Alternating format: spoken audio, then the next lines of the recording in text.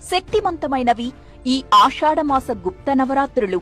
ఎవరైతే ఈ నవరాత్రులు అత్యంత నిష్ఠతో భక్తి శ్రద్ధలతో దీక్షను ఆచరిస్తారో వారి సమస్యలన్నీ ఆ వారాహి అమ్మవారి అనుగ్రహంతో తీరిపోతాయనేది పెద్దల ప్రగాఢ నమ్మకం. సప్త మాతృకులలో వారాహి మాత ఒకరు. ఈమె లలితా పరమేశ్వరి సర్వసైన్యాధ్యక్షురాలు, మహాలక్ష్మి ప్రతిరూపం, సర్వమంగళ స్వరూపం. దుష్ట శిక్షణ, శిష్ట రక్షణకు అమ్మవారు ఆయుధాలు ధరించి ఉంటారు. చూడటానికి ఉగ్రరూపంగా కనిపించినప్పటికీ ఆమె చాలా కరుణామయి.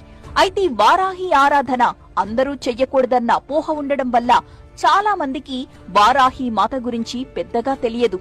కానీ ఇది సత్యదూరం.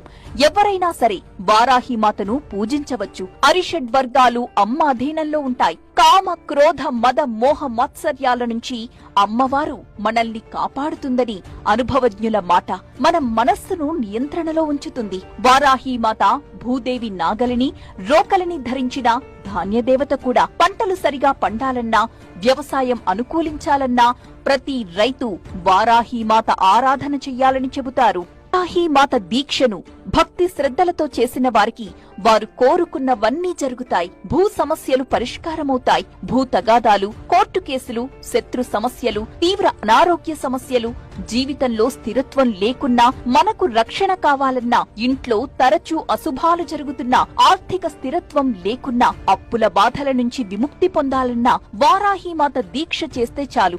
ఎలాంటి సమస్య అయినా ఇట్టే పరిష్కారమైపోతుందంటారు.